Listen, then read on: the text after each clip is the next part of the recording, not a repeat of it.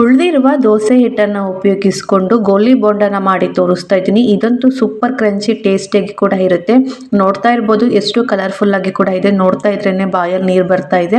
ಅಷ್ಟು ಟೇಸ್ಟಿಯಾಗಿ ಕ್ರಂಚಿಯಾಗಿ ಕೂಡ ಇರುತ್ತೆ. ಇದನ್ನ ಎಷ್ಟು ತಿಂದ್ರೂ ಸಾಕೆ ಆಗಲ್ಲ, ಅಷ್ಟೊಂದು ರುಚಿಯಾಗಿ ಸಖತ್ತಾಗಿ ಕೂಡ ಇರುತ್ತೆ. ಮಕ್ಕಳಿಗಂತೂ ಈ ರೀತಿ ಮಾಡಿಕೊಟ್ಬಿಟ್ರೆ ಅವರ ಫೇವ್ರೇಟ್ ಫುಡ್ ಅಂತಾನೆ ಹೇಳ್ಬೋದು. ಬನ್ನಿ ಹಾಗಾದ್ರೆ ಇದನ್ನ ಯಾವ ರೀತಿ ಮಾಡೋದು ಅಂತ ನೋಡ್ಕೊಳ್ಳೋಣ. ನಾನಿಲ್ಲಿ ಇಷ್ಟು ದೋಸೆ ಹಿಟ್ಟನ್ನು ಉಳ್ಕೊಂಡಿತ್ತು. ಇದಕ್ಕೆ ಸ್ವಲ್ಪ ಮೇನ್ ಇಂಗ್ರೀಡಿಯೆಂಟ್ಸ್ನ ಆ್ಯಡ್ ಮಾಡ್ಕೊಳ್ತಾ ಇದ್ದೀನಿ. ಸ್ವಲ್ಪ ದೋಸೆ ಹಿಟ್ಟು ತೆಳುವಾಗಿರುತ್ತಲ್ಲ, ಅದಕ್ಕೋಸ್ಕರ ನಾನು ಸ್ವಲ್ಪ ಆ್ಯಡ್ ಮಾಡ್ಕೊಳ್ತಾ ಇದ್ದೀನಿ ಅಷ್ಟೇ.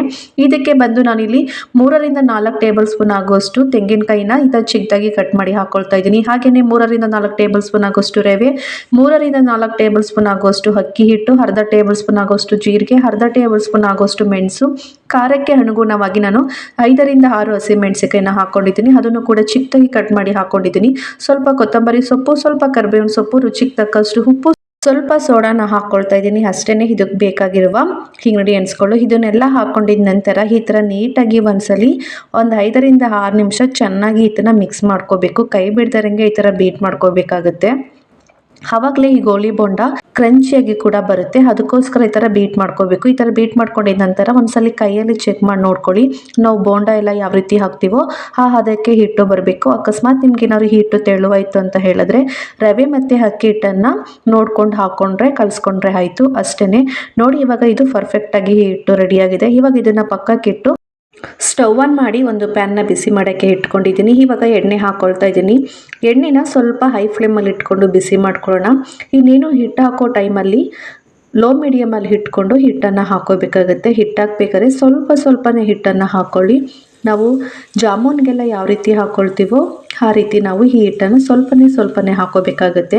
ಆವಾಗಲೇ ಇದು ಒಳಗಡೆ ಮತ್ತು ಹೊರಗಡೆ ಎರಡೂ ಸೈಡು ಕೂಡ ಕ್ರಂಚಿಯಾಗಿ ಕೂಡ ಬೆಂದಿರುತ್ತೆ. ಮತ್ತು ಒಳಗಡೆ ಮತ್ತು ತಿನ್ಬೇಕಾದ್ರೆ ಬಾಯಲ್ಲಿ ಕರುಮ್ ಅಂತಲೂ ಕೂಡ ಬರುತ್ತೆ. ಅದಕ್ಕೋಸ್ಕರ ನಾನಿಲ್ಲಿ ಚಿಕ್ಕದಾಗಿ ಈ ಗೋಲಿ ಬೋಂಡನ್ನು ಹಾಕ್ಕೊಳ್ತಾ ಇದ್ದೀನಿ. ನೋಡಿ ಇದನ್ನು ಎರಡೂ ಸೈಡು ಸ್ವಲ್ಪ ಕಂದು ಬಣ್ಣ ಬರೋವರೆಗೂ ಇದನ್ನು ಈ ಥರ ಲೋ ಮೀಡಿಯಮಲ್ಲೇ ಫ್ರೈ ಮಾಡ್ಕೋಬೇಕಾಗುತ್ತೆ. ನೋಡಿ ಇದು ಇಷ್ಟು ಪರ್ಫೆಕ್ಟಾಗಿ ಈ ಕಲರ್ ಬಂದರೆ ಸಾಕು. ಇದು ತಿನ್ನೋಕ್ಕೆ ಮತ್ತು ನೋಡೋಕ್ಕೂ ಅಷ್ಟು ಕಲರ್ಫುಲ್ ಆಗಿದೆಯೋ ಅಷ್ಟೇ ಟೇಸ್ಟಿಯಾಗೂ ಕೂಡ ಇರುತ್ತೆ. ಇವಾಗ ಇದನ್ನೆಲ್ಲನೂ ಕೂಡ ನಾನು ಒಂದು ಪ್ಲೇಟ್ಗೆ ಸಪ್ರೇಟ್ ಮಾಡಿ ಇಟ್ಕೊಳ್ತಾ ಇದ್ದೀನಿ. ಹಾಗೆಯೇ ಉಳಿದಿರುವ ಹಿಟ್ಟನ್ನು ಕೂಡ ನಾನು ಇನ್ನೊಂದು ಬ್ಯಾಚಾಗಿ ಸ್ವಲ್ಪನೇ ಹಿಟ್ಟನ್ನು ಹಾಕ್ಕೊಂಡು ಇದನ್ನು ಕೂಡ ಈ ಥರ ಫ್ರೈ ಮಾಡ್ಕೊಳ್ತಾ ಇದ್ದೀನಿ. ನೋಡಿ ಫ್ರೆಂಡ್ಸ್, ಈ ಥರ ಉಳಿದಿರುವ ದೋಸೆ ಹಿಟ್ಟನ್ನು ಉಪಯೋಗಿಸ್ಕೊಂಡು ಈ ಥರ ಚಿಕ್ಕದಾಗಿ ಗೋಲಿ ಬೋಂಡನ ಮಾಡಿಕೊಡಿ. ಮಕ್ಕಳಿಗಂತೂ ತುಂಬಾ ಫೇವ್ರೇಟ್ ಫುಡ್ ಅಂತಲೇ ಹೇಳ್ಬೋದು.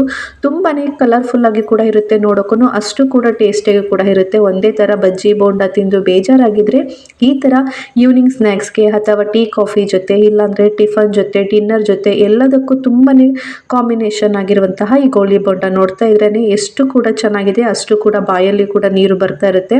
ಅಷ್ಟು ಟೇಸ್ಟಿಯಾಗಿ ಕೂಡ ಇರುತ್ತೆ. ಇವಾಗ ಇನ್ನೊಂದು ಬ್ಯಾಚು ಕೂಡ ಆಗಿದೆ. ಕಲರು ಕೂಡ ಸ್ವಲ್ಪ ಕಂದು ಬಣ್ಣ ಎಲ್ಲ ಬಂದಿದೆ. ಇವಾಗ ಇದನ್ನೆಲ್ಲ ಒಂದು ಪ್ಲೇಟ್ಗೆ ಸಪ್ರೇಟ್ ಮಾಡಿ ಇಟ್ಕೊಳ್ತಾ ಇದ್ದೀನಿ. ನೋಡಿ ಇವಾಗ ಗೋಲಿ ಬೋಂಡ ಕಂಪ್ಲೀಟ್ ಆಗಿ ಪರ್ಫೆಕ್ಟ್ ಆಗಿ ರೆಡಿಯಾಗಿದೆ. ಒಂದು ಪ್ಲೇಟ್ಗೆ ಸರ್ವ್ ಮಾಡಿ ತೋರಿಸ್ತಾ ಇದ್ದೀನಿ.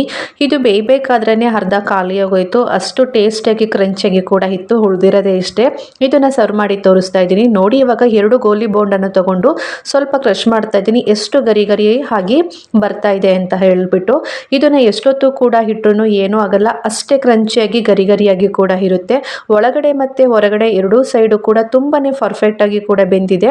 ನೀವು ಯಾವಾಗಲೂ ಹಾಕೋಬೇಕಾದ್ರೆ ಈ ಗೋಲಿ ಬೋಂಡನ ಸ್ವಲ್ಪ ಹಿಟ್ಟನ್ನು ಕೂಡ ಹಾಕ್ಕೊಂಡು ಫ್ರೈ ಮಾಡ್ಕೋಬೇಕು. ಜಾಸ್ತಿ ಹಿಟ್ಟು ಹಾಕೋಬಿಟ್ರೆ ಅದು ಒಳಗಡೆ ಬೆಂದಿರಲ್ಲ, ಮೇಲೆ ಕೂಡ ಮಾತ್ರ ಬೆಂದಿರುತ್ತೆ. ಅದಕ್ಕೋಸ್ಕರ ರೀತಿ ಸ್ಮಾಲ್ ಗೋಲಿ ಬೋಂಡನ ಹಾಕ್ಕೊಳ್ಳಿ. ಆವಾಗಲೇ ತುಂಬಾ ಟೇಸ್ಟಿಯಾಗಿ ಕೂಡ ಇರುತ್ತೆ. ನೋಡಿದ್ರಲ್ಲ ಫ್ರೆಂಡ್ಸ್, ಉಳಿದಿರುವ ದೋಸೆ ಹಿಟ್ಟನ್ನು ಉಪಯೋಗಿಸ್ಕೊಂಡು ಸೂಪರ್ ಹಿಟ್ ಆಗಿರುವಂತಹ ಈ ಗೋಲಿ ಬೋಂಡನ ಯಾವ ರೀತಿ ಮಾಡೋದು ಅಂತ. ಈ ವಿಡಿಯೋ ಇಷ್ಟ ಆದರೆ ಒಂದು ಲೈಕ್ ಮಾಡಿ, ಶೇರ್ ಮಾಡಿ, ಕಮೆಂಟ್ ಮಾಡಿ. ಮತ್ತೆ ಮರೀದೇನೆ ನಿಮ್ಮ ಫ್ಯಾಮಿಲಿಗೂ ಈ ವಿಡಿಯೋನ ಶೇರ್ ಮಾಡಿ. Thank you for watching my videos.